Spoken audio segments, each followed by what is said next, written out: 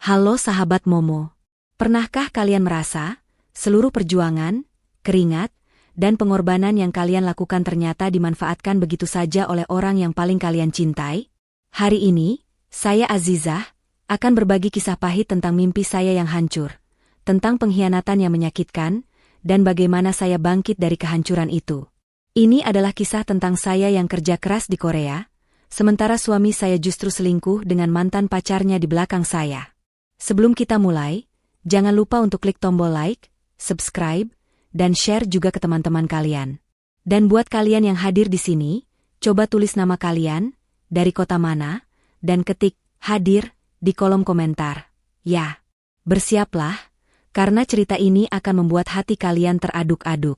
Karena pada akhirnya, saya berhasil mengusir mereka dari hidup saya, dan membuat mereka menderita dengan cara yang tidak akan mereka lupakan. Udara dingin Seoul menusuk hingga ke tulang. Bulan Desember membekukan kota itu dalam selimut salju tipis yang berkilauan di bawah sorotan lampu jalan. Bagi Azizah, suhu minus 5 derajat Celcius bukan hanya angka di termometer, tapi juga sebuah pengingat akan seberapa jauh ia dari rumah, dari kehangatan keluarganya, dan dari suaminya, Bima. Setiap napas yang diembuskan berubah menjadi uap putih yang menghilang dengan cepat. Sama seperti mimpi-mimpi yang seringkali terasa begitu dekat namun sulit digenggam. Pukul 11 malam, Azizah baru saja menyelesaikan shift keduanya di pabrik suku cadang elektronik. Tangannya terasa beku, mati rasa karena seharian memegang mesin yang dingin. Namun, rasa lelah itu seakan sirna setiap kali ia mengingat alasan ia berada di sini. 3 tahun yang lalu, ia dan Bima sepakat bahwa Azizah akan bekerja di Korea selama beberapa tahun. Uang yang dihasilkan akan mereka gunakan untuk membeli sebuah rumah kecil dan memulai bisnis warung makan impian Bima. Janji itu adalah jangkar bagi Azizah, satu-satunya yang membuatnya kuat menghadapi kesendirian di negeri orang. Di dalam kamar kontrakan sempitnya, satu-satunya hiasan adalah foto pernikahannya dengan Bima. Senyum Bima yang cerah, matanya yang penuh cinta, dan janji-janji manis yang terucap di hari itu masih terekam jelas di benak Azizah. Ia mengusap bingkai foto itu, sebuah ritual harian yang mengobati rasa rindu yang tak terperi. Sabar ya, Mas. Sebentar lagi, kita bisa kumpul lagi. Kita wujudkan semua mimpi kita. Bisiknya lirih, seolah Bima bisa mendengarnya dari seberang lautan. Ia membuka laptop bututnya, membuka folder, masa depan kita, yang penuh dengan tangkapan layar rumah-rumah minimalis di pinggir kota, desain interior warung makan yang nyaman, bahkan katalog perabot rumah tangga. Azizah sudah membayangkan semuanya dengan detail. Dinding warung akan dicat warna hijau muda, ada rak buku kecil di sudutnya, dan meja-meja kayu yang hangat.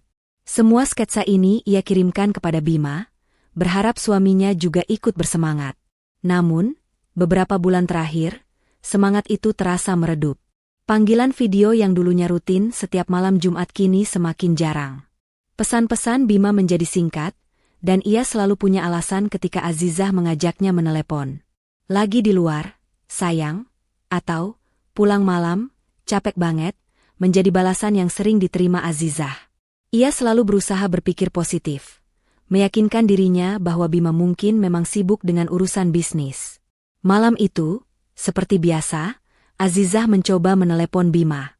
Setelah 3 kali nada sambung, Bima akhirnya mengangkat. Suaranya terdengar lesu. Halo, Mas. Kok baru diangkat? Kamu di mana? Tanya Azizah lembut, berusaha menyembunyikan kekhawatiran. Di luar, sayang. Habis ketemuan sama teman. Kenapa? Jawab Bima, suaranya terdengar sedikit tergesa-gesa. Tidak apa-apa, aku cuma kangen. Kamu sibuk banget ya, sekarang? Iya, lagi sibuk banget ngurusin persiapan bisnis. Makanya kemarin uang kiriman kok cuma segitu, Dek? Padahal kebutuhan modal lumayan besar loh, Bima mengeluh. Jantung Azizah terasa ditusuk. Cuma segitu, Mas? Aku sudah kerja lembur setiap hari. Padahal itu hasil gaji 1 bulan loh, Mas. Iya, aku tahu. Tapi kan kurang buat modal. Sayang, Bima berkata tanpa nada bersalah. Sudahlah, besok kita ngobrol lagi. Ini lagi banyak teman, enggak enak. Bima langsung menutup telepon. Azizah terdiam, menatap layar ponsel yang kini gelap. Hatinya terasa perih. Bukan karena uang, tapi karena sikap dingin Bima. Ia tidak pernah mengeluh, tidak pernah menuntut. Tapi Bima, ia mengeluh tentang uang yang ia kirim dengan susah payah. Malam itu, untuk pertama kalinya, Azizah tidak bisa tidur nyenyak. Mimpi tentang rumah impian kini terasa buram, tertutup awan mendung kecurigaan. Keesokan harinya, kecurigaan itu semakin menguat. Bima memposting foto di akun media sosialnya, yang ternyata sangat jarang ia gunakan. Foto itu menunjukkan Bima sedang duduk di sebuah kafe, tersenyum lebar. Namun, bukan wajah Bima yang menarik perhatian Azizah, melainkan tangan yang terlihat di pojok foto itu. Tangan seorang wanita dengan cincin yang tidak dikenalnya, sedang memegang secangkir kopi. Azizah menahan napas. Mungkin itu cuma teman Bima, bisiknya pada diri sendiri, mencoba memadamkan api cemburu di hatinya. Tapi naluri seorang istri tidak pernah berbohong. Ia mencoba mencari tahu, memeriksa setiap tag, setiap komentar, dan setiap like di postingan itu. Dan ia menemukannya. Sebuah nama. Mila. Nama itu terasa tidak asing. Seolah kenangan lama yang terkubur dalam-dalam kini muncul kembali ke permukaan. Ya, Mila adalah mantan pacar Bima, yang dulu Bima ceritakan sebagai cinta monyetnya di bangku SMA. Bima pernah mengatakan bahwa ia sudah benar-benar melupakan Mila. Tapi kini, ada foto mereka berdua. Azizah mencoba menghubungi Bima lagi, tapi ponsel Bima tidak aktif.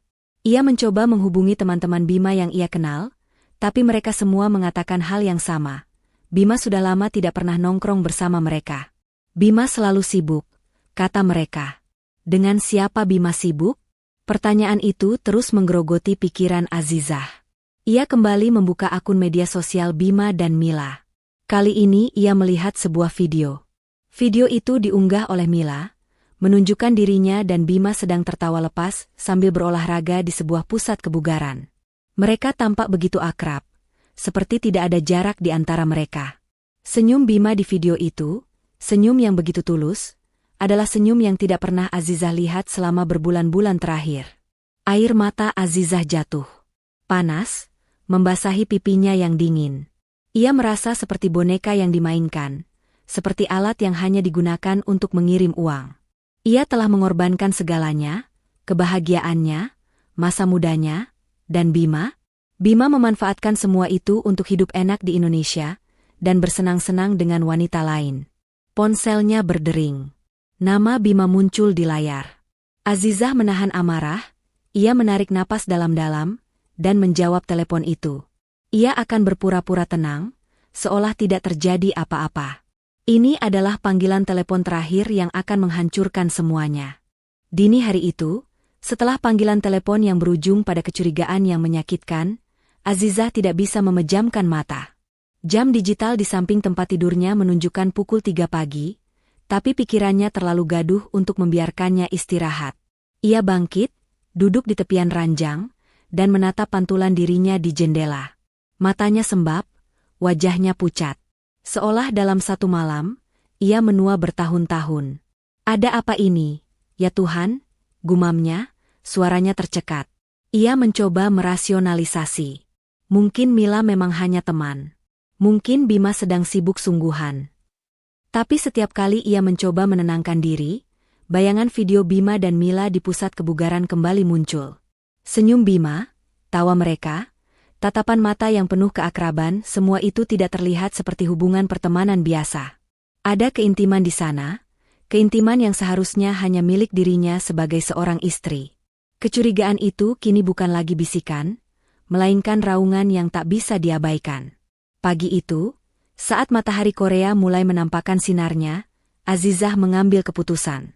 Ia akan mencari tahu semuanya. Ia tidak bisa lagi hidup dalam ketidakpastian yang menyiksa. Azizah mulai memutar ulang percakapan mereka selama berbulan-bulan terakhir. Bima selalu punya alasan. Sayang, kenapa nggak pernah video call? Wifi di sini jelek, Dek. Lagi di kafe, jadi nggak bisa lama-lama. Mas, kamu kok jarang balas pesan? Aku lagi fokus ngurusin bahan-bahan buat warung, Dek. HP-ku sering lowat. Semua alasan itu, yang dulu ia terima dengan polos, kini terasa seperti kebohongan yang terorganisir. Bima tidak pernah menyebutkan nama teman-temannya. Ia hanya bilang, teman, secara umum. Tidak ada detail, tidak ada cerita. Kenapa Bima begitu tertutup? Ponselnya berdering. Nama Bima muncul lagi. Azizah mengangkatnya dengan jantung berdebar kencang. Kali ini, ia akan lebih cerdik. Halo, Mas. Gimana kabarnya? Sapa Azizah dengan suara yang ceria, seolah malam sebelumnya tidak ada yang terjadi. Baik, Dek. Tumben nelpon pagi-pagi gini? Kamu nggak kerja? Tanya Bima. Kerja, Mas. Ini lagi istirahat. Oh iya, Mas. Kemarin aku lihat kamu posting foto di media sosial ya? Sama teman Mas Bima ya? Azizah mencoba bertanya dengan santai, seolah ia tidak tahu apa-apa. Iya, jawab Bima, suaranya sedikit gugup. Itu teman-teman lama, Dek. Kebetulan ketemu lagi. Sudah lama nggak ngumpul. Oh, gitu ya? Kok cuma ada ceweknya? Teman-teman yang lain mana? Azizah terus memancing. Lagi ngambil makanan, Dek. Kebetulan aja foto itu cuma berdua. Bima tertawa hambar. Azizah menggigit bibir. Ia tahu Bima berbohong. Ia sudah melihat video itu. Ia melihat tawa mereka, tatapan mereka, dan keintiman yang tak terbantahkan. Oh, oke deh kalau gitu. Mas, kirimin foto-foto lainnya dong. Aku mau lihat, pinta Azizah. Wah, Dek nggak ada lagi. Cuma itu doang. Jawab Bima, suaranya semakin mencurigakan. Udah ya, aku mau ke toko bahan dulu. Nanti malam aku telepon. Panggilan terputus lagi. Azizah membuang ponselnya ke atas ranjang. Marah, kecewa, dan sedih.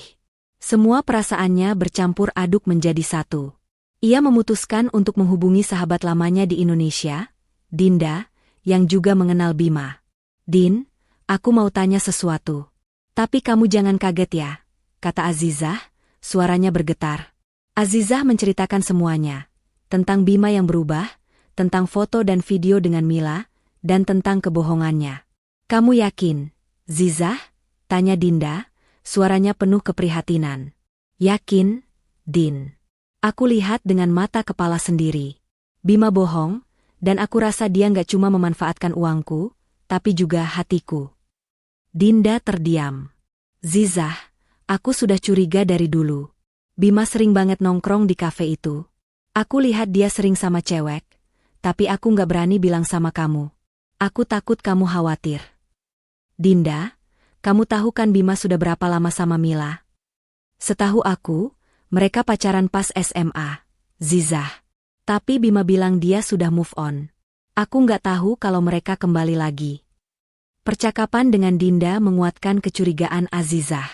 Ada yang tidak beres. Bima berbohong. Ia tidak hanya berselingkuh, tapi juga membohongi Azizah habis-habisan. Ia kembali ke akun media sosial Mila dan menemukan lebih banyak foto. Kali ini, ia melihat Bima dan Mila di sebuah pusat perbelanjaan. Bima tersenyum sambil memegang beberapa tas belanja. Tas-tas itu dari uangku, Bima. Uang hasil keringatku, bisik Azizah dengan penuh kebencian. Ia melihat Bima mengunggah foto mereka sedang makan di restoran mahal, dan bahkan membayar tiket konser. Semua itu dilakukan dengan uang yang ia kirimkan. Azizah merasa dirinya bodoh. Selama ini ia bekerja keras di negeri orang, menghemat setiap sen, makan mie instan setiap hari, hanya untuk mendapati suaminya bersenang-senang dengan wanita lain. Ia telah mengabaikan semua peringatan, semua kejanggalan, demi mimpi yang ternyata hanya ia yang memilikinya. Azizah memutuskan untuk merencanakan kepulangannya ke Indonesia. Ia akan datang tanpa pemberitahuan. Ia akan menghadapi Bima, melihat langsung ke matanya saat ia berbohong. Ia akan meminta pertanggungjawaban Bima dan mengambil kembali semua yang telah ia berikan. Ia akan berjuang untuk dirinya sendiri, untuk harga dirinya, dan untuk masa depan yang seharusnya menjadi miliknya. Layar laptop Azizah memancarkan cahaya biru yang dingin, menerangi wajahnya yang lelah dan basah oleh air mata. Setelah percakapan dengan Dinda, keraguan yang sempat ia miliki lenyap sepenuhnya, berganti dengan kemarahan yang membakar. Ia tidak lagi peduli apakah Bima hanya teman atau bukan. Fakta bahwa suaminya sudah berbohong dan memanfaatkan kepercayaannya adalah pengkhianatan terbesar yang pernah ia rasakan. Naluri investigasinya bangkit. Ia bukan lagi Azizah yang naif dan mudah percaya, melainkan seorang wanita yang patah hati dan menuntut kebenaran. Ia tahu Bima tidak akan pernah jujur. Bukti-bukti yang ia butuhkan harus ia cari sendiri, jauh di luar media sosial yang mudah dimanipulasi. Matanya jatuh pada folder kecil di desktop Bima yang ia ingat pernah dilihatnya beberapa bulan lalu saat mereka sedang melakukan video call. Folder itu tidak memiliki nama, hanya sebuah ikon kosong. Awalnya ia menganggapnya sepele, mungkin berisi file-file kerja yang tidak penting. Namun, malam ini, firasatnya mengatakan sebaliknya. Azizah mencoba mengingat kata sandi yang sering digunakan Bima. Tangannya gemetar saat mengetik kombinasi tanggal ulang tahun pernikahan mereka, tanggal lahir Bima, dan akhirnya, tanggal lahirnya sendiri. Semua gagal. Namun, sebuah ide muncul. Ia mencoba kombinasi tanggal lahir Mila, yang ia ketahui dari akun media sosial mantan pacar Bima itu. Enter. Layar berkedip, dan folder itu terbuka. Isinya bagai pukulan telak yang membuat seluruh napasnya berhenti. Folder itu penuh dengan foto dan video. Bukan foto-foto biasa, melainkan foto-foto mesra Bima dan Mila saat berlibur di puncak, makan malam romantis di restoran mewah, dan bahkan video saat mereka sedang merayakan ulang tahun Mila di sebuah hotel bintang 5. Di salah satu video, Bima terlihat menyanyikan lagu ulang tahun, matanya penuh cinta, menatap Mila seolah tidak ada wanita lain di dunia ini. Senyum itu, tawa itu, kehangatan itu, semua yang Azizah rindukan selama bertahun-tahun di Korea. Azizah menelusuri isi folder itu lebih dalam. Ia menemukan tangkapan layar percakapan antara Bima dan Mila yang sangat intim. Mereka membicarakan masa depan, merencanakan liburan berikutnya, bahkan Bima berjanji akan segera mengurus perceraian dengan Azizah. Bima, sabar ya, sayang. Sebentar lagi aku urus semuanya. Setelah itu kita bisa menikah dan hidup bebas. Mila, aku nggak sabar, Mas. Aku sudah muak lihat nama dia di rekeningmu. Aku nggak mau kamu terus-terusan jadi budaknya. Aku kan pacar kamu, Mas. Kita butuh uang lebih untuk modal bisnis kita. Bima, iya, sayang. Tenang, uangnya dia kirim terus kok. Anggap saja itu modal kita berdua. Anggap saja ini karma dia karena sudah meninggalkan aku demi kerja di luar negeri. Membaca baris-baris itu, dunia Azizah runtuh. Ia tidak hanya dikhianati secara emosional, tapi juga dimanipulasi secara finansial. Uang hasil keringatnya, yang ia yakini akan menjadi modal untuk masa depan mereka, ternyata digunakan Bima untuk membiayai perselingkuhannya. Sebuah kebohongan yang sistematis dan kejam. Azizah tidak berhenti di sana. Ia menemukan file lain. Sebuah salinan rekening koran Bima. Matanya melotot saat melihat setiap transaksi. Pengeluaran di kafe-kafe mahal, pembelian gadget terbaru, tiket konser, dan yang paling membuatnya hancur, sebuah transfer dalam jumlah besar ke rekening atas nama Mila. Transfer itu terjadi tepat 1 hari setelah Azizah mengirimkan uang gaji bulanannya. Bima tidak hanya mengambil uangnya, tapi juga memberikannya kepada wanita lain. Buddha, karma, aku meninggalkanmu, kamu yang meninggalkanku, Bima, kamu yang mengkhianatiku, teriak Azizah, air mata mengalir deras. Kemarahan dan rasa sakit berbaur menjadi satu. Ia menekan tombol tangkapan layar berulang kali, memastikan semua bukti itu tersimpan dengan aman di komputernya. Ia tidak akan membiarkan Bima dan Mila lolos begitu saja. Ia segera menghubungi Dinda lagi. Kali ini, suaranya bukan lagi bergetar karena keraguan, tapi karena api amarah yang membara. Din, aku sudah tahu semuanya, kata Azizah, nadanya penuh kebencian. Tahu apa, Zizah? Kamu nemu apa lagi? Aku tahu kenapa dia selalu punya alasan saat aku ajak video call. Aku tahu kenapa dia bilang butuh modal lebih. Semua uangku, Din, semua uang itu, dia pakai untuk pacaran sama Mila. Dia pakai untuk foya-foya, beli barang-barang mewah, dan bahkan transfer uang ke rekeningnya. Dia bilang aku budak. Din, dia bilang ini karma untukku. Dinda terdiam, terkejut. Ya Tuhan, Zizah kok bisa? Aku punya buktinya, Din. Aku punya semua tangkapan layar. Aku akan pulang, Din. Aku akan menghadapi dia. Aku akan mengambil kembali semua yang sudah jadi hakku. Percakapan itu berakhir dengan Dinda yang memberikan dukungan penuh. Ia menyarankan Azizah untuk segera membeli tiket pesawat dan tidak memberitahu Bima. Jangan sampai dia tahu. Biarkan dia terkejut. Kamu harus tunjukkan kalau kamu bukan wanita yang bisa dia bodohi. Azizah menutup telepon, hatinya dipenuhi tekad yang membaja. Ia membuka tab baru di laptopnya, mencari tiket pesawat tercepat ke Indonesia. Tangannya kini tidak gemetar lagi. Di matanya, tidak ada lagi air mata, hanya ada api yang menyala-nyala. Ia akan kembali ke Indonesia bukan sebagai istri yang merindu, tapi sebagai seorang wanita yang menuntut balas. Malam itu, Azizah tidak tidur. Ia menghabiskan sisa malam dengan mengepak barang-barang seadanya, memilah kenangan, dan membuang semua yang mengingatkannya pada Bima yang ia kenal dulu. Foto pernikahan, hadiah ulang tahun, dan surat-surat yang pernah Bima kirimkan. Semuanya ia masukkan ke dalam sebuah kotak kardus dan ia lempar ke sudut kamar. Kenangan itu terlalu menyakitkan. Setiap lembar, setiap bingkai, terasa seperti pengkhianatan baru. Sambil mengepak, pikirannya melayang jauh ke masa lalu. Masa-masa di mana Bima adalah pahlawan dalam hidupnya. Masa di mana ia masih bisa melihat cinta tulus di mata pria itu, bukan kebohongan yang kini terpancar. Flashback. 5 tahun yang lalu, di sebuah teras rumah sederhana di kampung halamannya, Azizah dan Bima duduk berdua, memandangi senja yang perlahan tenggelam. Bima memegang tangan Azizah erat. Aku janji, Zizah. Aku akan bahagiakan kamu. Kita akan punya rumah sendiri, warung makan yang ramai, dan hidup tenang di sini. Azizah tersenyum. Mas, aku nggak butuh rumah mewah. Yang penting kita sama-sama, berjuang bareng. Bima menatap matanya dalam-dalam. Justru itu. Kita akan berjuang bareng.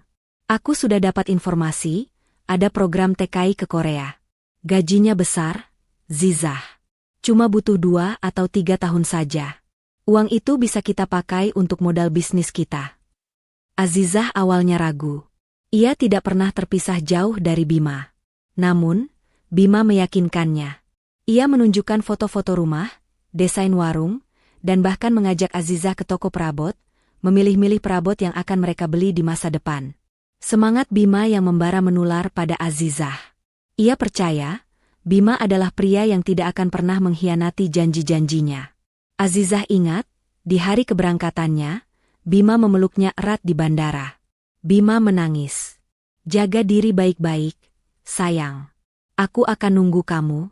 Kamu kerja keras di sana, aku akan kerja keras di sini. Anggap saja ini ujian cinta kita. Kalimat itu menguatkan Azizah setiap kali ia merasa lelah, merasa kesepian. Ia yakin Bima juga merasakan hal yang sama. Ia yakin mereka berjuang bersama. Tapi sekarang, semua kenangan itu terasa seperti racun.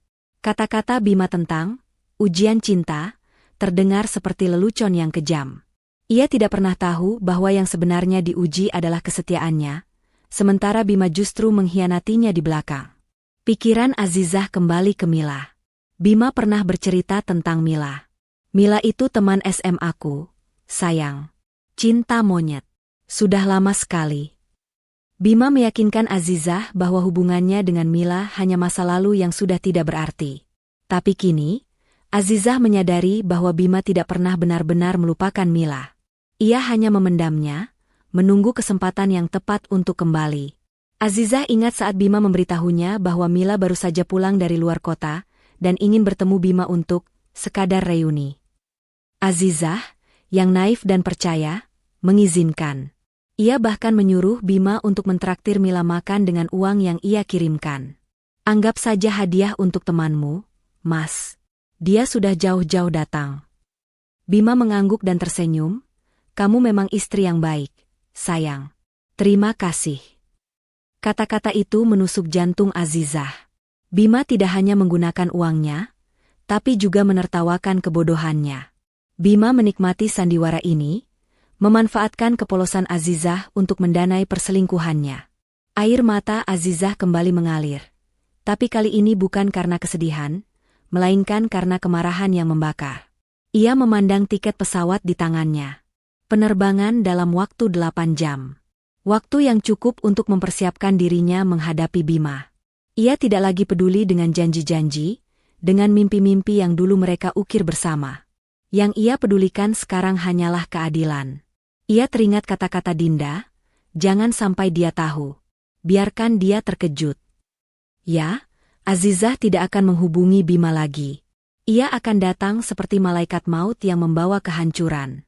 Ia akan datang sebagai wanita yang dulunya naif, tapi kini bangkit dan siap menuntut balas. Azizah memasukkan sisa barangnya ke dalam koper. Ia tidak lagi membawa kenangan tentang Bima. Yang ia bawa hanya bukti-bukti pengkhianatan, sakit hati, dan tekad untuk menghancurkan Bima dan Mila. Matanya kini tidak lagi memancarkan kehangatan, hanya api kemarahan dan tekad yang membara. Azizah melihat keluar jendela. Salju masih turun dengan lembut, menutupi kota dengan selimut putih yang bersih. Tapi di hatinya, tidak ada lagi kebersihan. Yang ada hanyalah kegelapan, rasa sakit, dan keinginan untuk membalas dendam. Ia mengambil jaketnya dan keluar dari kamar. Ia naik taksi menuju bandara. Di perjalanan, ia menatap ponselnya, melihat foto-foto Bima dan Mila yang ia simpan. Ia tersenyum getir. Bersiaplah, Mas Bima. Aku akan datang. Aku akan tunjukkan padamu siapa aku sebenarnya. Pesawat lepas landas, menembus awan tebal.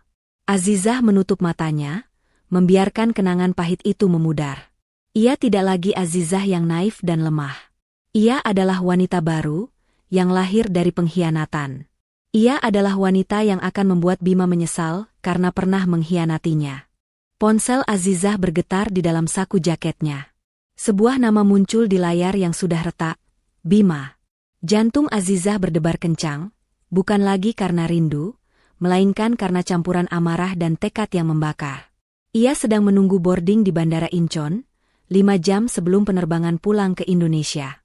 Tangan kanannya memegang paspor, sementara tangan kirinya meraih ponselnya, seolah hendak mencekik si penelepon. Ini adalah panggilan yang telah ia tunggu. Sebuah panggilan yang akan menjadi akhir dari semua sandiwara. Azizah menarik napas dalam-dalam, berusaha menenangkan diri. Ia harus tetap tenang, cerdik, dan tidak membiarkan emosinya menguasai. Ia menekan tombol jawab, suaranya terdengar lembut, seolah ia adalah Azizah yang polos dan naif, yang 3 tahun lalu pergi demi impian mereka. Halo, Mas. Tumben malam-malam gini telepon? Di seberang sana, suara Bima terdengar lelah, namun ada nada kesenangan yang tersembunyi. Halo, sayang.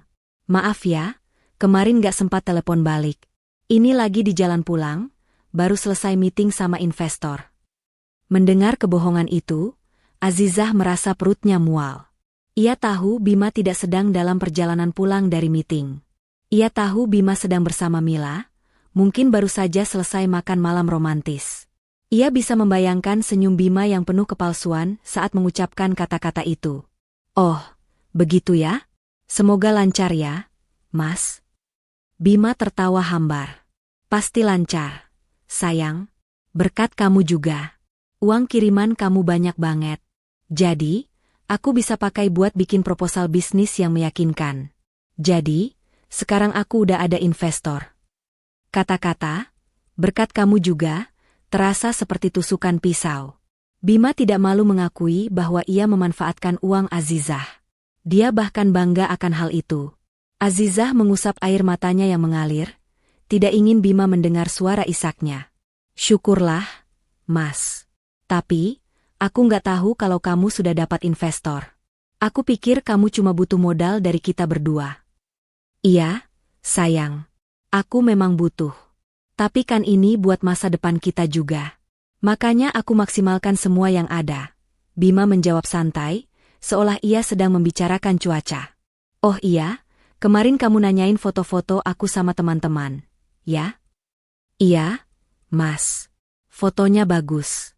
Aku lihat kamu sama temanmu yang namanya Mila, ya? Aku lihat dia cantik. Senang deh kamu bisa ketemu teman lama. Pasti seru, ya? Bisa reuni kayak gitu. Azizah sengaja menekan kata cantik, dan seru, berusaha memancing Bima. Bima, yang merasa aman, langsung terpancing. Iya, sayang. Cantik banget. Orangnya asik. Seru diajak ngobrol. Dia juga bantu aku banget ngurusin bisnis. Pokoknya dia segalanya deh. Dia wanita impianku. Sebuah keheningan panjang menyelimuti percakapan. Hati Azizah remuk berkeping-keping. Pria yang ia cintai, pria yang ia percayai, pria yang ia korbankan segalanya, baru saja mengakui bahwa wanita lain adalah segalanya dan wanita impiannya. Tepat di depan mukanya. Emosi Azizah memuncak, tetapi ia berhasil mengendalikannya. Ini bukan waktunya untuk meledak. Ini waktunya untuk menuntut keadilan. Wanita impianmu, Mas, bisik Azizah, suaranya pelan dan penuh bahaya. Jadi, selama ini, aku cuma apa, Mas? Mesin pencetak uang? Wanita yang kamu manfaatkan untuk membiayai wanita impianmu. Suara Bima langsung berubah. Ia panik. Loh, kok kamu ngomong gitu? Sayang? Kamu ngomong apa? Jangan aneh-aneh deh. Aku kan cuma teman sama Mila. Itu kan foto lama. Kamu jangan cemburu ya. Aku cuma sayang sama kamu. Kamu kan istriku, wanita yang paling aku cintai. Azizah tertawa getir. Istri? Wanita yang paling kamu cintai? Kalau aku wanita yang paling kamu cintai, kenapa kamu bohong, Mas? Kenapa kamu bilang lagi meeting sama investor? Padahal aku tahu kamu sedang makan malam romantis di restoran mewah di Jakarta sama wanita impianmu itu. Kenapa kamu bilang butuh uang buat modal warung kita? Padahal semua uang itu kamu transfer ke rekening Mila? Kamu pikir aku bodoh, Mas? Bima terdiam. Tidak ada lagi tawa hambar, tidak ada lagi kepalsuan. Hanya ada keheningan yang mematikan. Dari mana kamu tahu? Bisiknya, suaranya dipenuhi ketakutan. Aku punya semua buktinya, Mas. Aku punya semua tangkapan layar. Percakapan kamu dengan Mila, foto-foto mesra kalian, salinan rekening koranmu, bahkan transferan uang ke rekeningnya. Semua yang kamu sebut, modal, itu, Mas, kamu kasih ke dia. Kamu kira aku ini apa? Bima? Boneka? Azizah, dengerin aku dulu. Aku bisa jelasin semuanya. Bima berteriak, suaranya penuh keputusasaan. Jelasin apa lagi, Mas? Kamu mau bilang itu semua hasil editan? Atau kamu mau bilang kamu sedang pura-pura miskin biar aku terus kirim uang ke kamu? Kamu pikir aku bodoh, Bima? Kamu memanfaatkanku. Kamu menertawakanku di belakang, kamu sebut aku, budak, dan karma. Kata-kata terakhir itu membuat Bima terdiam. Dia tidak bisa lagi mengelak. Dia tidak bisa lagi berbohong. Dia tahu Azizah sudah tahu segalanya. Jadi, kamu mau apa sekarang? Tanya Bima, suaranya lemah. Aku mau pulang, Mas, jawab Azizah, suaranya dingin, tak ada emosi. Aku sudah di bandara. Aku akan pulang. Aku akan datang ke sana. Aku akan menuntut balas. Aku akan mengambil kembali semua yang sudah jadi hakku. Aku akan menuntut keadilan. Azizah, jangan, tolong, jangan pulang sekarang. Aku akan jelasin semuanya. Aku akan ceraikan dia. Aku janji. Bima memohon. Terlambat, Mas. Kamu sudah menghancurkan semuanya. Kamu sudah menghancurkan mimpi kita, kepercayaan, dan hatiku. Aku tidak bisa lagi percaya sama kamu. Hubungan kita sudah berakhir. Azizah menekan tombol merah, memutuskan sambungan. Ia membiarkan ponselnya jatuh ke pangkuannya. Tangannya gemetar, tapi hatinya terasa lega. Berat yang selama ini ia pikul, kini terangkat. Ia telah mengatakan semuanya. Ia telah menghadapi Bima. Ia telah memenangkan pertarungan pertama. Namun, ia tahu ini baru awal. Pertarungan sebenarnya menantinya di Indonesia. Ia akan menghadapi Bima, Mila, dan semua kebohongan yang mereka bangun. Ia tidak akan berhenti sampai ia mendapatkan kembali semua yang telah ia korbankan. Pendaratan pesawat terasa begitu asing bagi Azizah. Bukan karena ia belum pernah naik pesawat sebelumnya, tetapi karena kali ini ia pulang dengan perasaan yang hancur. Bukan lagi dengan hati penuh harapan, melainkan dengan hati yang dipenuhi dengan amarah dan tekad untuk menuntut balas. Udara Indonesia yang hangat menyambutnya, kontras dengan cuaca dingin Korea yang ia tinggalkan. Namun, kehangatan itu tidak mampu mencairkan es di hatinya. Azizah naik taksi menuju rumah orang tuanya. Selama perjalanan, ia mencoba menenangkan diri. Ia tahu keputusannya untuk pulang secara tiba-tiba akan mengejutkan mereka. Apalagi, ia tidak pernah bercerita tentang kebohongannya dan pengkhianatan Bima. Ia ingin menyimpan rahasia itu sendirian. Ia tahu orang tuanya adalah orang yang sederhana, dan ia tidak ingin membebani mereka dengan masalahnya. Ia ingin memecahkan masalah ini sendiri. Taksi berhenti di depan rumah orang tuanya. Azizah memandang ke arah gerbang yang sudah terlihat usang. Air matanya mengalir. Ia sudah lama tidak merasakan kehangatan rumah. Rumah yang seharusnya menjadi tempat yang aman dan nyaman, kini terasa seperti tempat yang dipenuhi dengan kenangan pahit. Ia mengusap air matanya dan menekan bel pintu. Pintu terbuka.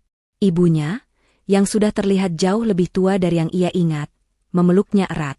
"Azizah, anakku, kok kamu pulang tidak bilang-bilang? Kenapa tidak ada kabar?" Azizah tidak bisa menahan air matanya lagi. Ia memeluk ibunya erat-erat, menangis tersedu-sedu. Ia menceritakan semuanya. Tentang Bima yang berkhianat, tentang Mila, tentang uang yang ia kirimkan. Ibunya mendengarkan dengan sabar. Wajahnya yang khawatir, kini terlihat sedih. "Azizah, kenapa kamu tidak bercerita dari dulu? Ibu kan selalu bilang, jangan terlalu percaya sama orang. Apalagi laki-laki. Apalagi suami." Azizah tidak menjawab. Ia hanya menangis. Ia merasa dirinya bodoh. Ia merasa dirinya gagal. Ia merasa dirinya tidak pantas untuk mendapatkan cinta Bima. Ia tidak menyalahkan ibunya karena ia tahu ibunya benar. "Sudahlah, anakku. Kamu pulang ke sini, sudah benar. Sekarang kita harus pikirkan apa yang akan kita lakukan. Kamu tidak boleh hanya menangis. Kamu harus bangkit. Kamu harus tunjukkan kalau kamu bukan wanita yang bisa dia bodohi." Mendengar kata-kata ibunya, Azizah merasa semangatnya kembali. Ia tahu ibunya benar. Ia tidak boleh menyerah. Ia harus berjuang. Keesokan harinya, Azizah menghubungi sahabatnya, Dinda, yang juga tinggal di kampung halamannya. Dinda datang ke rumahnya. Mereka berpelukan erat. Dinda juga terlihat sedih saat mendengar cerita Azizah. Namun, ia tidak menyalahkan Azizah. Ia hanya memberikannya dukungan. "Zizah, aku akan membantumu. Aku akan selalu ada untukmu. Jangan khawatir. Kita akan bersama-sama menghancurkan Bima dan wanita itu." Dinda tidak hanya memberikannya dukungan moral. Ia juga memberikannya nasihat hukum. Ia menyarankan Azizah untuk menghubungi pengacara. "Zizah, kamu tidak boleh hanya mengandalkan amarah. Kamu harus bertindak cerdas. Kamu harus menuntut keadilan. Pengacara akan membantumu." Azizah mengangguk. Ia tidak tahu apa yang harus ia lakukan. Ia tidak pernah berurusan dengan hukum. Ia tidak tahu bagaimana cara menuntut Bima. Tapi ia tahu, ia harus melakukannya. Ia tidak boleh menyerah. Ia harus berjuang.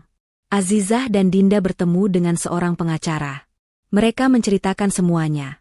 Tentang Bima yang berkhianat, tentang Mila, tentang uang yang ia kirimkan. Pengacara mendengarkan dengan sabar. Setelah mendengar semuanya, ia menanyakan beberapa hal tentang bukti yang Azizah miliki. "Azizah, kamu punya semua buktinya. Kamu punya semua tangkapan layar. Kamu punya salinan rekening koran. Kamu bisa menuntut Bima atas pengkhianatan. Kamu bisa menuntut Bima atas uang yang ia ambil. Kamu bisa menuntut Bima atas semua yang ia lakukan." Azizah terdiam. Ia tidak pernah berpikir untuk menuntut Bima. Ia hanya ingin Bima merasa bersalah. Ia hanya ingin Bima menyesal. Tapi sekarang, ia tahu, ia tidak bisa hanya mengandalkan perasaannya. Ia harus bertindak. Ia harus menuntut keadilan. "Azizah, kamu harus kuat. Kamu harus bangkit. Kamu harus tunjukkan kalau kamu bukan wanita yang bisa dia bodohi. Kamu harus menuntut keadilan." Azizah mengangguk. Ia tahu pengacara benar. Ia tidak boleh menyerah. Ia harus berjuang. Azizah dan Dinda kembali ke rumahnya. Azizah merasa lega. Ia merasa ada orang yang mendukungnya. Ia merasa tidak sendirian. Ia tahu ia akan melewati ini. Ia tahu ia akan memenangkan pertarungan ini. Ia melihat ke arah jendela. Salju masih turun dengan lembut, menutupi kota dengan selimut putih yang bersih. Tapi di hatinya, tidak ada lagi kebersihan.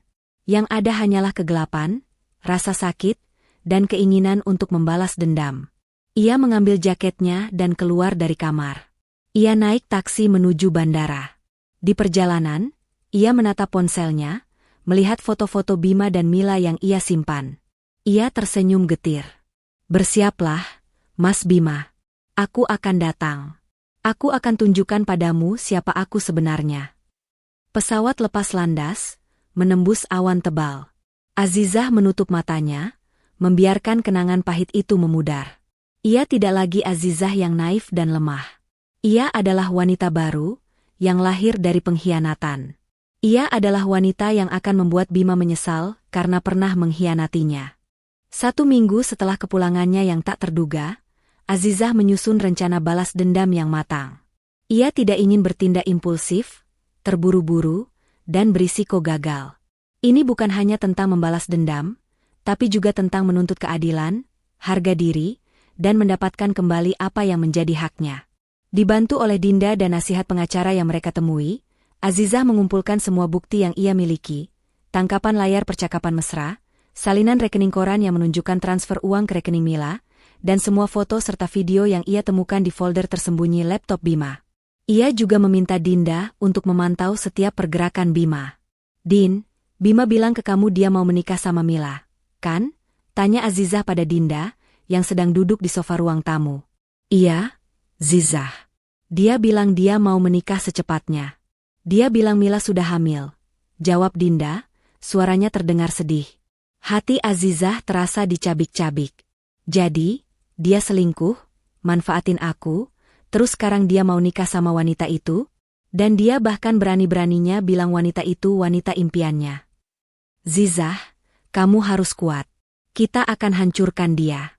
Kita akan tunjukkan padanya kalau dia tidak bisa melakukan ini pada kamu, kata Dinda, menggenggam tangan Azizah. Azizah tersenyum. Ia tidak lagi merasakan kepedihan. Yang ia rasakan hanyalah amarah yang membara. Aku akan memulainya dari bisnisnya. Dia pikir uang yang ia dapatkan dari investor itu murni dari usahanya? Tidak. Uang itu sebagian besar dari uangku. Jadi, dia harus membayarnya. Azizah meminta Dinda untuk menyebarkan berita tentang Bima yang akan menikah. Ia tidak menyebarkannya secara langsung. Ia menyebarkannya melalui teman-teman terdekat Bima, sehingga Bima tidak akan curiga bahwa Azizah lah yang menyebarkannya. Rencananya berhasil. Dalam beberapa hari, kabar Bima yang akan menikah menyebar luas di antara teman-temannya. Zizah, Bima sekarang lagi panik. Dia telepon aku, dia bilang dia tidak bisa menikah dengan Mila. Dia bilang dia tidak ingin menikah dengan wanita itu. Dinda memberitahu Azizah. Kenapa? Kenapa dia tidak ingin menikah dengannya? Tanya Azizah. Karena dia sudah tahu kalau Mila adalah seorang penipu. Dan uang yang diberikan kepada dia, bukan uangnya Mila, melainkan uang dari orang lain yang ditipu oleh Mila. Jantung Azizah terasa berdebar kencang. Ia tidak percaya apa yang ia dengar. Ia bertanya-tanya, apakah ini benar? Apakah ini benar-benar karma yang datang menghampiri Bima? Azizah tidak ingin terlalu cepat menyimpulkan. Ia tahu ia harus mencari tahu kebenarannya. Azizah meminta Dinda untuk mencari tahu lebih banyak tentang Mila. Dinda, yang dikenal sebagai seorang wanita yang cerdik dan cerdas, segera mencari tahu tentang Mila. Ia mencari tahu tentang kehidupan Mila, tentang pekerjaan Mila, tentang keluarga Mila, dan bahkan tentang masa lalu Mila. Dinda menemukan banyak hal tentang Mila. Mila ternyata seorang penipu. Dia menipu banyak orang. Ia pura-pura menjadi wanita kaya, padahal ia hanya seorang wanita yang berasal dari keluarga miskin. Ia meminjam uang dari banyak orang, termasuk Bima. Ia bilang ia butuh uang untuk modal bisnis. Padahal, ia hanya menggunakan uang itu untuk foya-foya. Azizah merasa kaget.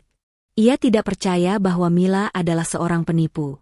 Ia mengira Mila adalah seorang wanita yang kaya dan sukses. Ia mengira Mila adalah seorang wanita yang bisa memberikan kebahagiaan bagi Bima. Tapi ia salah. Mila adalah seorang penipu. Zizah, aku sudah tahu semuanya. Mila bukan wanita kaya. Dia seorang penipu. Dia meminjam uang dari banyak orang, termasuk Bima, kata Dinda. Jadi, dia meminjam uang dari Bima? Tanya Azizah. Iya. Dia bilang dia butuh uang untuk modal bisnis. Bima percaya. Dia meminjam uang dari banyak orang. Dan dia menipu Bima. Dan Bima percaya begitu saja. Tentu saja. Bima itu pria yang bodoh. Dia mudah percaya sama wanita. Dia mudah terperosok ke dalam lubang yang dalam, kata Dinda, tertawa. Azizah juga tertawa. Ia merasa lega. Ia merasa semua kejahatan Bima dan Mila akan terungkap. Ia merasa semua kebohongan mereka akan terbayar. Azizah menghubungi pengacaranya. Ia menceritakan semuanya. Pengacaranya juga terlihat kaget. Ia tidak percaya bahwa Mila adalah seorang penipu. Ia tidak percaya bahwa Mila menipu Bima. Azizah, kita harus bertindak cepat. Kita harus melaporkan Bima dan Mila ke polisi. Kita harus menuntut mereka, kata pengacara. Tidak, Pak. Saya tidak ingin melaporkan Bima dan Mila ke polisi. Saya hanya ingin mereka mendapatkan pelajaran. Saya hanya ingin mereka mendapatkan karma yang pantas mereka dapatkan, jawab Azizah. Tapi, Azizah, kamu punya semua buktinya. Kamu bisa menuntut mereka. Kamu bisa mendapatkan kembali semua uangmu. Kamu bisa mendapatkan keadilan, kata pengacara. Saya tahu, Pak.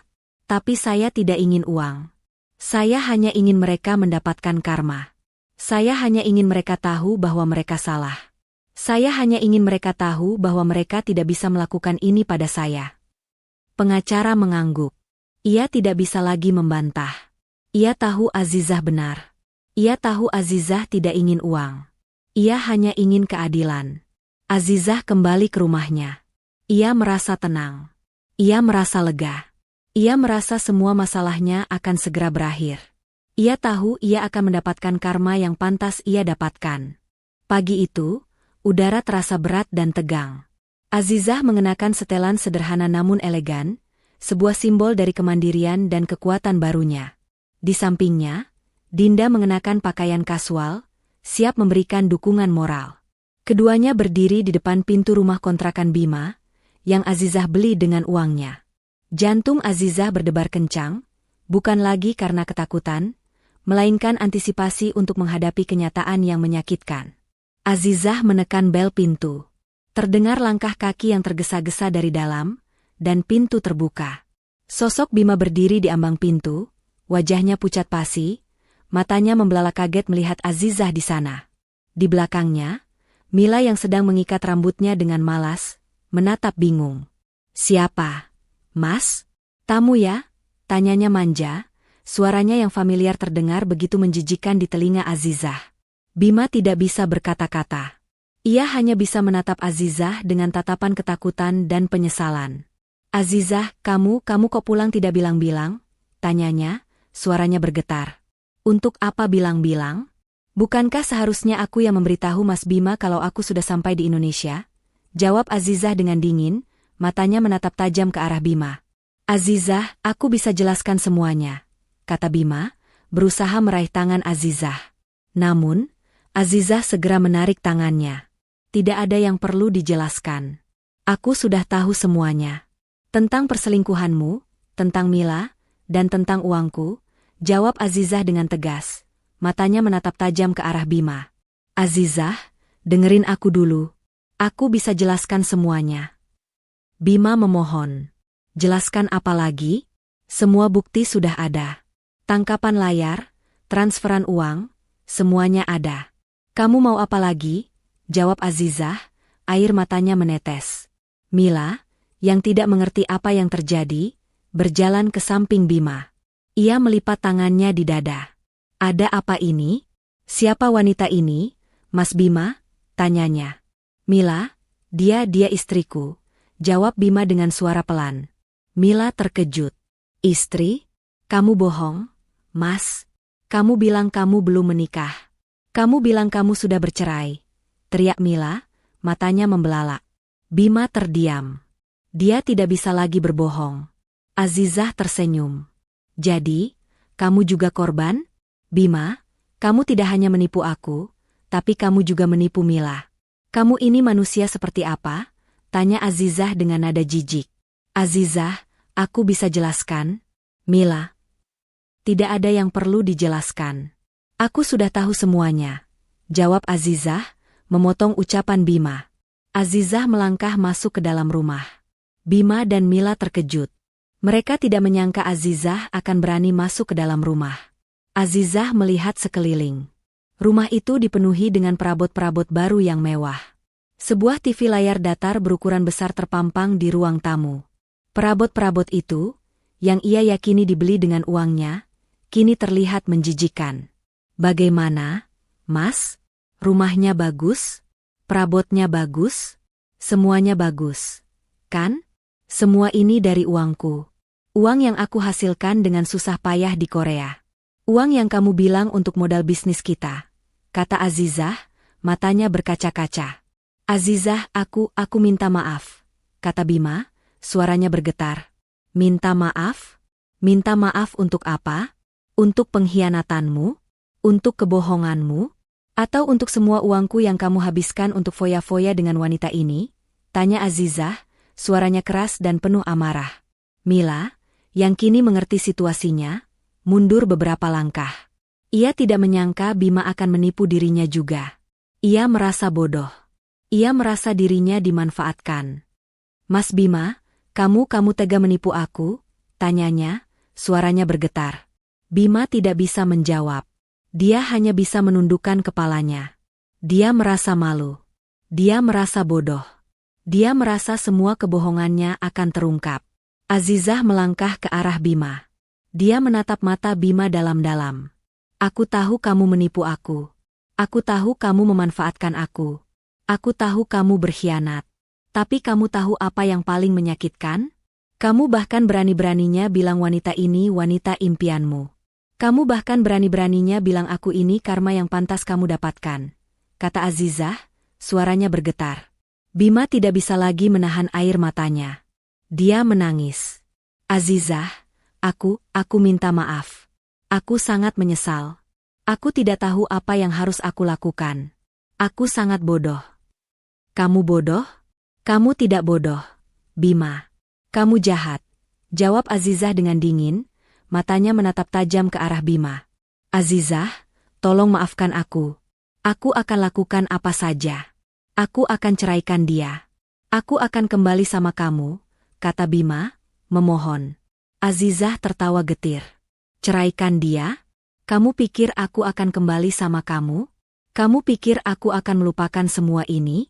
Kamu pikir aku akan melupakan semua kebohonganmu? Semua pengkhianatanmu? Aku tahu, Azizah.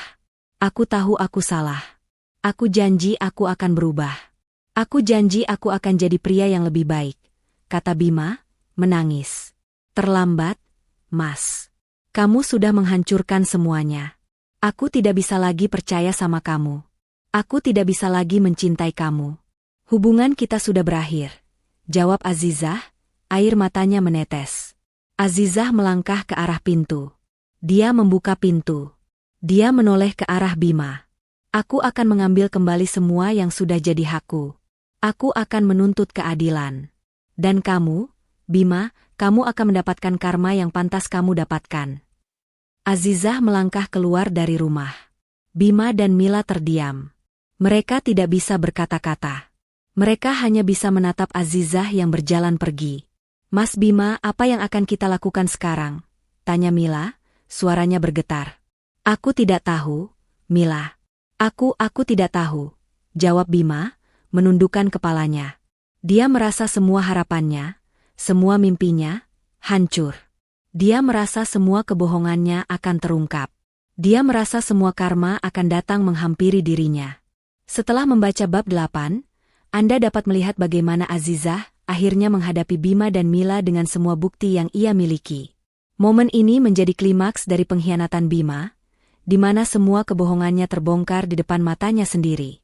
Setelah Azizah pergi, meninggalkan Bima dan Mila dalam keheningan yang mematikan, suasana di dalam rumah itu terasa seperti kuburan. Ketegangan yang membekukan itu jauh lebih menyakitkan daripada pertengkaran apapun.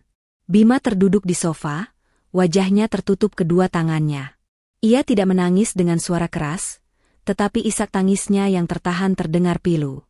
Seluruh dunianya yang palsu, yang ia bangun di atas kebohongan dan pengkhianatan, kini runtuh seketika. Mila, di sisi lain, berdiri terpaku di tengah ruangan. Wajahnya yang tadi manja kini digantikan oleh ekspresi ketakutan. Ia menyadari ia bukan hanya pacar dari seorang pria yang sudah menikah, tetapi juga korban dari penipuan yang rumit. Ia berjalan mendekat ke arah Bima. "Mas Bima, kamu tega menipu aku? Kamu bilang kamu belum menikah. Kamu bilang kamu sudah bercerai," teriaknya, suaranya bergetar menahan amarah dan kekecewaan. Bima mengangkat wajahnya yang basah oleh air mata. "Mila, aku minta maaf. Aku hanya ingin kamu kembali ke hidupku. Aku hanya ingin membuktikan kepada Azizah bahwa aku bisa bahagia tanpanya." Bima menjawab. "Kamu gila, Mas. Kamu menghancurkan hidupku. Kamu mengambil uangku," teriak Mila lagi. "Uang? Uang yang mana?" tanya Bima, bingung. "Uang yang kamu kirimkan ke rekeningku. Uang itu bukan uangku. Itu uang dari orang yang aku tipu. Aku seorang penipu, Mas. Aku penipu yang sangat pintar. Aku menipu banyak orang. Aku menipu kamu. Aku menipu semua orang," jawab Mila. Bima membelalakan matanya. Ia tidak percaya apa yang ia dengar. Ia merasa dirinya bodoh. Ia merasa dirinya dimanfaatkan. "Azizah, dia bilang kamu penipu," Bima berkata, suaranya bergetar. "Iya, aku penipu. Dan kamu bodoh karena percaya begitu saja," teriak Mila, air matanya menetes. Tiba-tiba, suara ketukan keras terdengar di pintu. Bima dan Mila saling pandang. Mereka tidak tahu siapa yang datang. Bima berjalan ke arah pintu dan membukanya. Di sana, berdiri dua orang polisi dan beberapa orang yang tidak dikenal. "Selamat pagi, Tuan Bima. Kami dari kepolisian. Kami menerima laporan tentang penipuan," kata salah satu polisi. "Penipuan? Penipuan apa?" tanya Bima, bingung. "Penipuan yang dilakukan oleh wanita yang bernama Mila," jawab polisi, menunjuk ke arah Mila. Mila terkejut. "Tidak. Saya tidak melakukan penipuan. Saya tidak melakukan apa-apa," teriaknya. "Nona, kami punya semua buktinya. Kami punya semua rekaman suara, tangkapan layar, dan semua bukti-bukti lainnya. Anda telah menipu banyak orang. Dan Anda telah menipu Tuan Bima juga," kata polisi. Mila terdiam. Ia tidak bisa berkata-kata. Ia hanya bisa menundukkan kepalanya. Ia merasa semua kejahatannya akan terungkap. Bima menatap Mila dengan tatapan marah dan kecewa. "Jadi, kamu menipu aku?" tanyanya. Mila tidak menjawab. Dia hanya bisa menangis. Polisi memasuki rumah. Mereka menggeledah setiap sudut. Mereka menemukan banyak barang-barang yang dibeli dengan uang hasil penipuan. Mereka juga menemukan banyak bukti-bukti lainnya. Polisi menangkap Mila. Mereka membawanya ke kantor polisi. Bima terdiam. Ia tidak bisa berkata-kata. Ia hanya bisa menatap kepergian Mila. Ia merasa dirinya bodoh. Ia merasa dirinya dimanfaatkan. Ia merasa semua harapannya, semua mimpinya, hancur. Ia merasa semua kebohongannya akan terungkap. Ia merasa semua karma akan datang menghampiri dirinya. Setelah Mila dibawa pergi, Bima terduduk lemas di sofa. Di saat itu, pintu kembali terbuka. Kali ini, yang datang adalah dua orang pria berbadan besar dan berwajah sangar. Mereka menatap Bima dengan tatapan yang menakutkan. "Halo, Tuan Bima. Kami dari pihak investor. Kami mendengar bahwa Anda akan menikah. Kami ingin menarik semua investasi yang kami berikan kepada Anda. Kami tidak ingin berinvestasi dengan pria yang tidak bisa dipercaya. Apalagi pria yang suka menipu. Apalagi pria yang suka menipu investor," kata salah satu pria. "Tidak. Tolong jangan tarik investasi itu. Saya akan kembalikan semua uang itu," Saya janji, teriak Bima, memohon. Terlambat, Tuan Bima. Kami sudah mendengar semuanya. Kami sudah tahu semuanya. Kami tahu bahwa Anda menipu kami. Kami tahu bahwa Anda menggunakan uang itu untuk foya-foya dengan wanita lain. Kami tahu bahwa Anda tidak bisa dipercaya, kata pria itu. Pria itu dan temannya mengambil semua perabotan mewah di rumah Bima. Mereka mengambil TV layar datar, sofa, meja, dan semua yang ada di dalam rumah. Bima hanya bisa menatap mereka dengan tatapan yang kosong. Ia tidak bisa berkata-kata. Ia tidak bisa melakukan apa-apa. Ia merasa semua harapannya, semua mimpinya, hancur. Ia merasa semua kebohongannya akan terungkap. Ia merasa semua karma akan datang menghampiri dirinya. Setelah pria-pria itu pergi, Bima terduduk lemas di lantai. Di saat itu, teleponnya berdering. Nama ibunya muncul di layar. Bima mengangkatnya.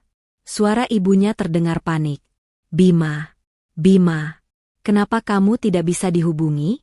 Kamu tahu apa yang terjadi? Investor-investor itu datang ke rumah kita. Mereka bilang mereka ingin menarik semua investasi yang mereka berikan. Mereka bilang kamu penipu.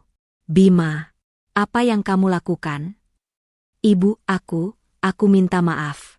Aku sangat menyesal, kata Bima, menangis. Minta maaf? Minta maaf untuk apa? Kamu tahu apa yang kamu lakukan? Kamu menghancurkan hidupmu. Kamu menghancurkan hidup kita. Kamu tahu apa yang kamu lakukan? Teriak ibunya. Bima tidak bisa menjawab. Ia hanya bisa menangis. Ia merasa semua harapannya, semua mimpinya, hancur. Ia merasa semua kebohongannya akan terungkap. Ia merasa semua karma akan datang menghampiri dirinya. Tiba-tiba, suara ketukan keras terdengar di pintu. Bima terkejut. Ia tidak tahu siapa yang datang. Ia berjalan ke arah pintu dan membukanya. Di sana, berdiri Azizah dengan seorang pria yang ia kenal sebagai pengacaranya. Azizah menatap Bima dengan tatapan dingin. Aku datang untuk mengambil kembali semua yang sudah jadi hakku, kata Azizah, suaranya dingin. Azizah, tolong jangan lakukan ini. Aku akan kembalikan semua uangmu. Aku janji. Bima memohon. Terlambat, Mas Bima. Kamu sudah menghancurkan semuanya. Kamu sudah menghancurkan mimpi kita, kepercayaan, dan hatiku.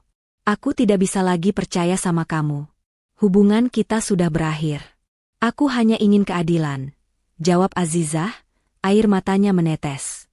Pengacara Azizah menyerahkan surat-surat resmi kepada Bima. Tuan Bima, ini surat gugatan cerai dan tuntutan pengembalian dana. Nona Azizah menuntut haknya, termasuk rumah ini, yang dibeli dengan uangnya. Bima terkejut. Ia tidak menyangka Azizah akan berani melakukan ini. Azizah, ini tidak adil. Kamu tidak bisa melakukan ini, teriaknya. Tidak adil? Kamu yang tidak adil, Bima. Kamu yang menipu aku. Kamu yang berkhianat, teriak Azizah, air matanya menetes. Pengacara Azizah dan 2 orang polisi memasuki rumah. Mereka menggeledah setiap sudut. Mereka menemukan banyak bukti-bukti lainnya. Mereka mengambil semua perabotan yang ada di dalam rumah. Mereka juga menemukan banyak bukti-bukti lainnya. Bima hanya bisa menatap mereka dengan tatapan yang kosong. Bima terdiam. Ia tidak bisa berkata-kata. Ia hanya bisa menundukkan kepalanya. Ia merasa semua harapannya, semua mimpinya, hancur.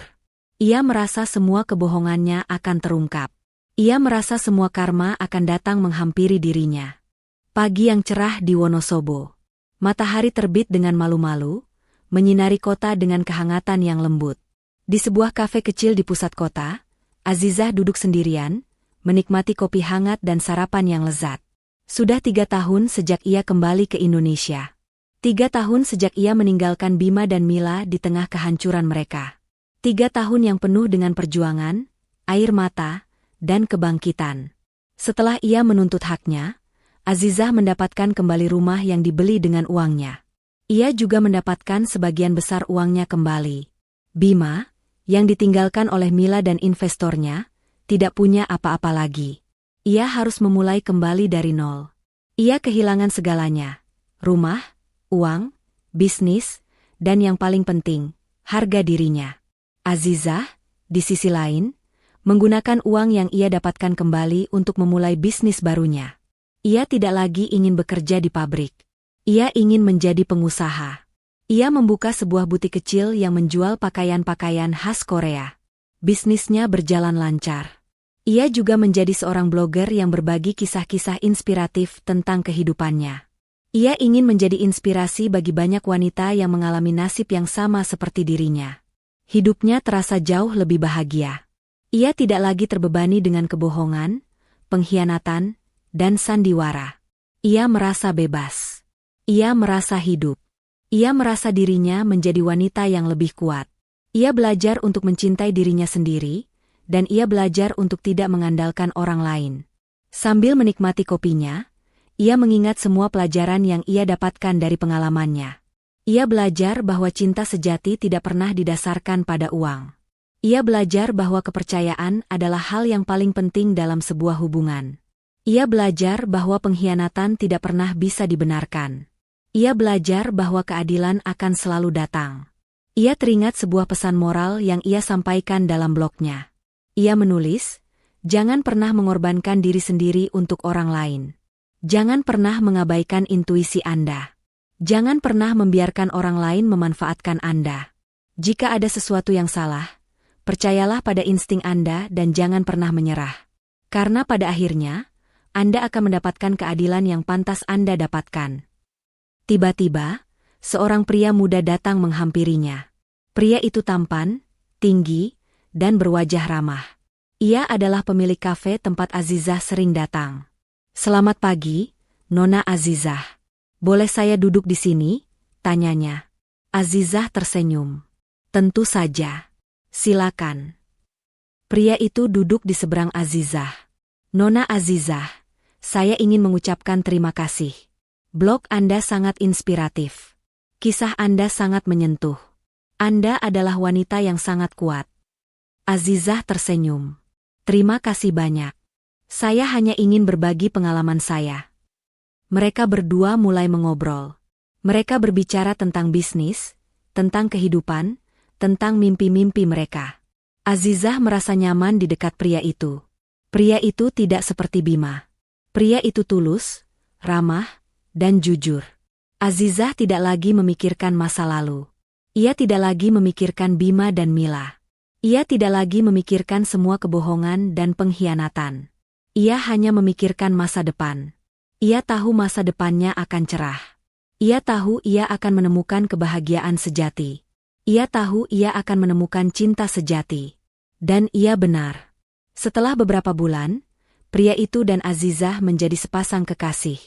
Mereka membangun sebuah keluarga yang bahagia. Azizah tidak lagi merasa kesepian. Ia merasa dirinya dicintai. Ia merasa dirinya dihargai. Ia merasa dirinya pantas mendapatkan kebahagiaan.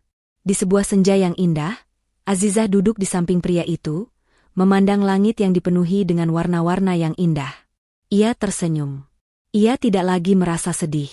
Ia tidak lagi merasa marah. Ia hanya merasa bahagia. Ia tahu semua penderitaannya, semua air matanya, tidak sia-sia. Ia tahu semua itu adalah bagian dari sebuah perjalanan yang akan membawanya ke tempat yang lebih baik. Pesan moral. Kisah Azizah adalah pengingat bahwa karma itu nyata.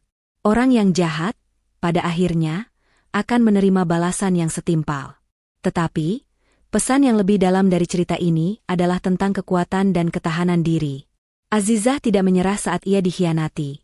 Ia bangkit, menuntut keadilan, dan membangun kembali hidupnya. Kisah ini mengajarkan kita bahwa meski kebohongan dan pengkhianatan bisa menghancurkan, ia tidak bisa menghentikan kita untuk menemukan kebahagiaan sejati jika kita berani berjuang untuk diri sendiri.